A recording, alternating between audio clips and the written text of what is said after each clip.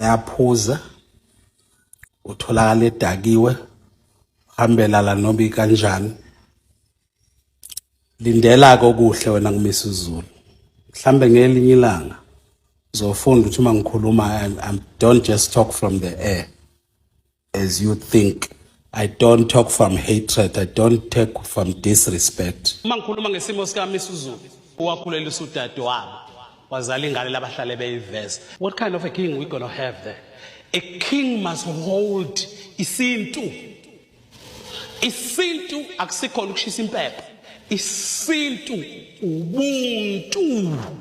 Izinga phezulu lokuphila impilo emsulwa.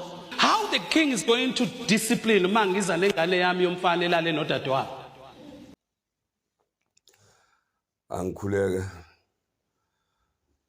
esizweni sakithi sonke khuleka ngaphansi kwenkosi esiholayo umisi iZulu kaZwelithini ngikhuleke enduneni khuleke kubatitiyeli nabazwakala bekhiphe istatement batitiyeli baseNdlunkulu bezwakala bekhipha istatement bekhalima umfoka amakhanya lapha lokho-ke onenkulumo ethe ukuqina-qina. Nakho sizwe sakithi la ngikhona uMax Makhanya uma ngilandela kayena ozalwa kwaZulu noma uma wakho ozalwa kwaZulu ngimthola badidiyeli bami abangibahloniphayo ekhuluma ejulile angazi noma niyakunaka lokho ukuthi thina njengesizwe sakwaZulu siyalifuna iqiniso ngolunye usuku kulezi nkulumo uMakhanya akayikhulumayo nenze istatement ningafuni uMakhanya ngokwami ukubona nenze istatement esithi uMakhanya akachazayo ngesibeletho somntana enkosi kuyiqiniso noma kwamanga bese nithi ngoba ukhulumela ungangezwe lakhe noma umaka angangezwe lakhe okungeyikho sicela ibutho-ke lakwaMakhanya eliholwa umdidiyeli lona imshoyo ke lisondeze yena noma nimsondeze enkantolo nenzele ukuyivikela nani badidiyeli besilwe ngoba usengabulawa yiphala bese kungcola iNdlunkulu ngathi anikuqapheli nalokho ngoba uMakhanya unezinye iy'nkulumo akayikhulumayo engaqondene nesilo eyihayayo.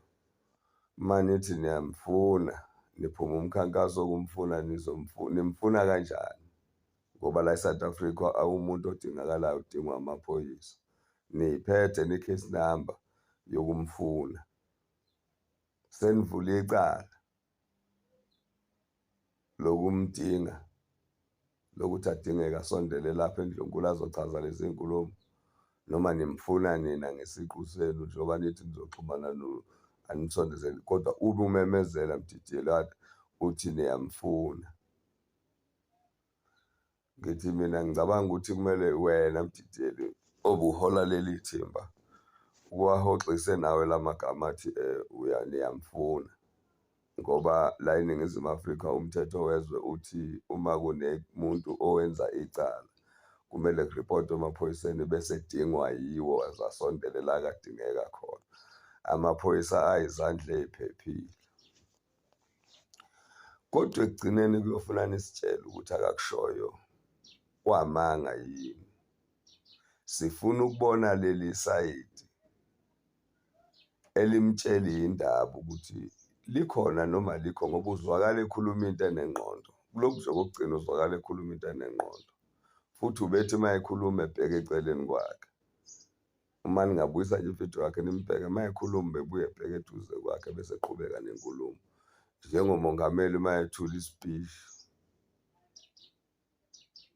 right. Singadideki sizwe sikaZulu ikhona impica abadala ekhona lapha eNdlunkulu. Sitsheleni ngoba nazi indaba ziyavela. Ningaze nibulale umuntu, nimbulale ukuthi ukhuluma iqiniso ade kungamelanga lisho. Ulithathaphi?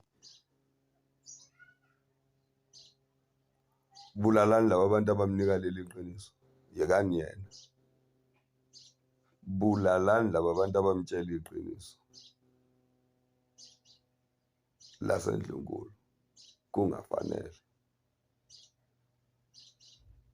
Tholani laba bantu, sondezani laba bantu abatshela uMax iqiniso laseNdlunkulu. Uqinisile-ke lapha mayethi uyaxolisa, siyakuzwa Max mawuthi uyaxolisa. Futhi uthe mawuxolisa awushongo ukuthi okukhulumile akusilona iqiniso, uthe nje uyaxolisa ngoba kunezinto okumele ungayikhulumi. Ya, uzwakala kahle boy, uzwakala kahle impela, uzwakala kahle impela. Akukho la uthi khona lezi nkulumo ade ngey'khuluma zamanga, uthi kodwa ngiyaxolisa ngoba noma ungakhuluma liphi iqiniso, kuneqiniso elingadingeki eNdlunkulu, kunamaqiniso angadingeki nje eNdlunkulu sidalo, angafanele futhi akhulunywe. Hayi kodwa, hayi bayede wena wezulu.